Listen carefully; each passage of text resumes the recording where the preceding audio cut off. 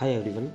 आज हम एक स्पेशल टॉपिक पे बात करने वाले हैं। जैसा आपने थंबनेल पे देखा कि डायरेक्ट सेलिंग जब हम छोड़ते हैं या कोई कंपनी को एक लीडर या एक नेटवर्कर छोड़ता है तो क्या उसकी बुराई करना ठीक है? क्योंकि आज ऐसी बहुत सारी परिस्थितियां मार्केट में देखी जा रही हैं कि कभी ना कभी कोई ना कोई किसी कंपनी को कोई लीडर छोड़ता है और जैसे ही उस कंपनी को वो छोड़ता है, वही कंपनी जो उससे पहले जब वो उस पर काम कर रहा होता है तो उसकी माई बाप होती है, उसके माँ बाप होती है, उसकी माता पिता होती है, उसका पहला प्यार होती है। बट जैसे ही वो कंपनी छोड़ करके एक नई कंपनी में काम स्टार्ट करते हैं तो वो उस कंपनी की बुराई करना स्टार्ट कर देते हैं। क्या ये सही है?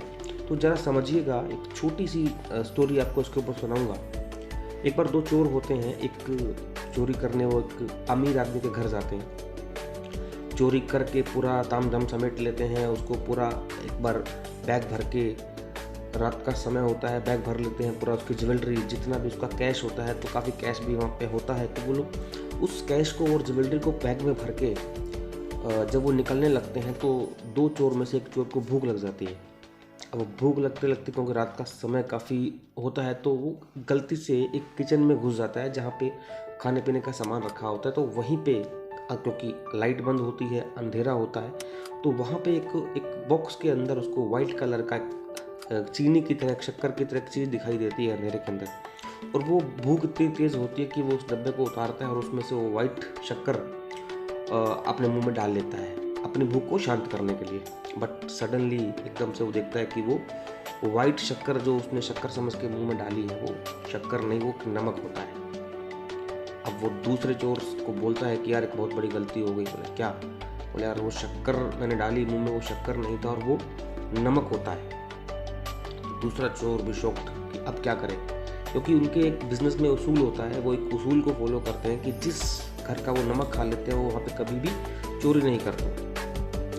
तो दोनों चोर आपस में डिस्कस करते हैं कि नहीं यार, अब अगर नमक खा लिया तो हम अपने उसूलों से कॉम्प्रोमाइज़ नहीं करेंगे, उसे समझौता नहीं करेंगे। वो पूरा का पूरा ज्वेलरी और पूरा का पूरा बैग वहीं किचन में छोड़ के चले जाते हैं और उसी बैग के अंदर एक स्लिप के ऊपर लिख के जाते हैं कि आए तो थे हम चोरी करने आपके घर पे, क्षमा करिएगा कि हमने आपके घर का नमक खा लिया।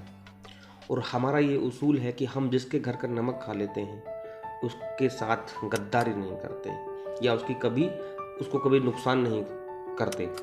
तो इस स्टोरी से आप सीखिएगा कि हमें जितने भी लीडर हैं इस इंडस्ट्री के, नेटवर्क के अंदर हैं या आने वाले समय में जो लीडर बनने वाले हैं, कोई भी कंपनी में काम कर रहे हैं, कि जब तक वहाँ से आपको पैसा आता रहता है, पे आउट्स आते रहते हैं, आपको मान सम्मान मिलता है, बट सडनली ऐसा क्या होता है कि आपकी कोई इच्छा पूरी नहीं हुई या आपकी कोई डिमांड पूरी नहीं हुई या आपकी मैनेजमेंट के साथ में आपका मिलना नहीं हो पा रहा है, उनसे विचार नहीं मिल रहे हैं और आपने एक नई कंपनी ज्वाइन करते हैं और जैसे ही नई कंपनी आप स्टार्ट करते हैं और नई कंपनी स्टार्ट करते ही आप उस कंपनी की बुराई करना शुरू कर देते हैं। तो मेरे पर्सनल नज़रिया यही है कि ऐसा नहीं करना चाहिए। तो फिर भी अगर कोई गलत चीज़ें आपके साथ में होती है तो उनको अपने हिसाब से देखो, विचार व्यक्ति का अधिकार सबके पास में है, बट एटलीस्ट कंपनी के प्लान की, कंपनी के प्रोडक्ट की, कंपनी के मैनेजमेंट की बुराई नहीं करनी चाहिए। हो सकता है कि आप भी गलत हो सकते हैं कभी।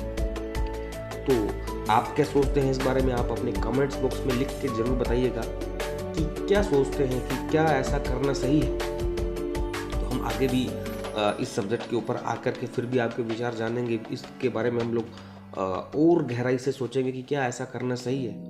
तो आप मेरे चैनल को सब्सक्राइब कर सकते हैं, लाइक कर सकते हैं और आपको ये वीडियो अच्छा लगा तो आप शेयर कर सकते हैं। और मिलते रहेंगे डायरेक्ट सेलिंग के ऊपर इसी तरह छोटे छोटे आपके काम के वीडियोस चैनल पर आपको मिलते रहेंगे। तो wish you all the best, take care, Jai Hind, जय भारत।